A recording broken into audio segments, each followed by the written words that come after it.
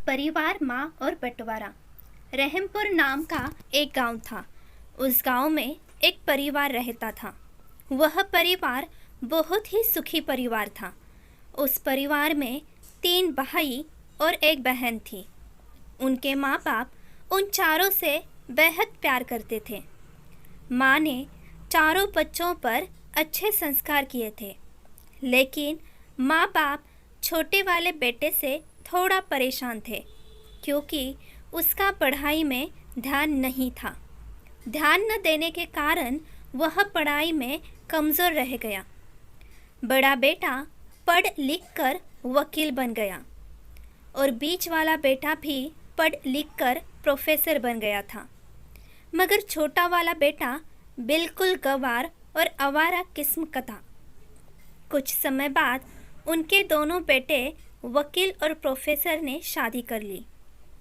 वह दोनों अपने परिवार के साथ खुश थे, खुद के कामों में व्यस्त थे।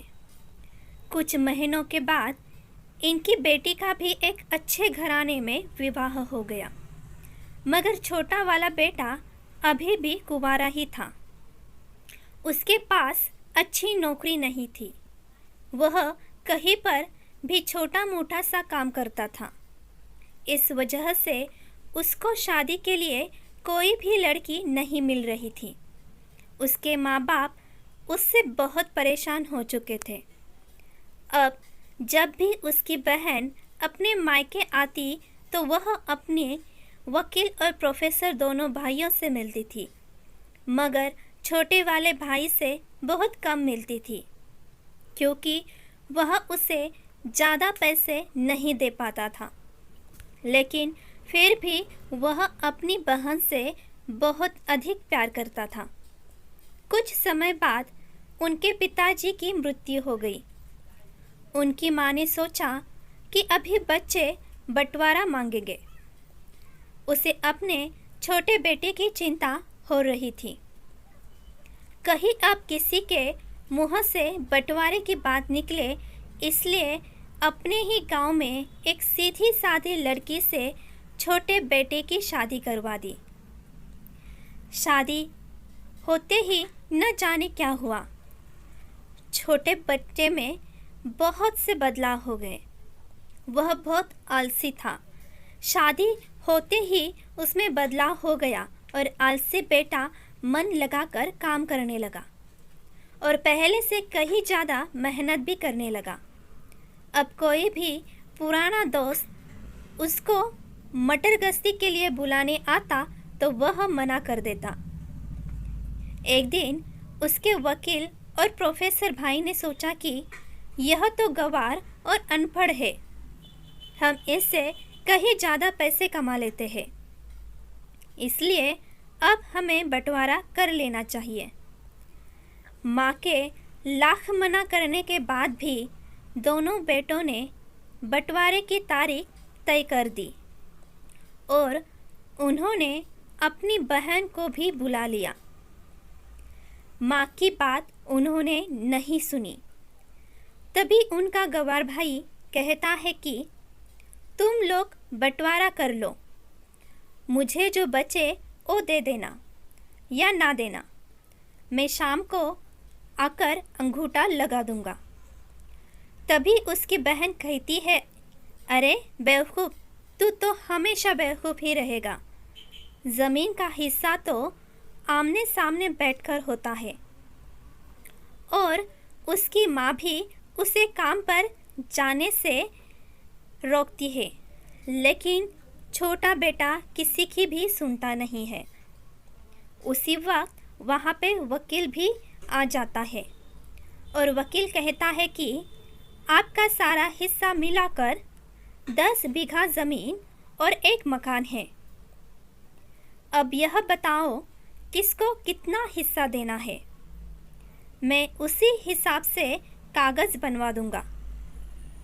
तब गंवार भाई कहता है, वकील साहब, 5-5 बीघा ज़मीन हमारे दोनों भाइयों के नाम लिख दो और यह हमारा घर है, मेरी प्यारी बहन के नाम कर दो। यह सुनकर सब लोग आश्चर्यचकित हो जाते हैं। और तभी उसके भाई उससे पूछते हैं कि तू अपने हिस्से में क्या लेगा।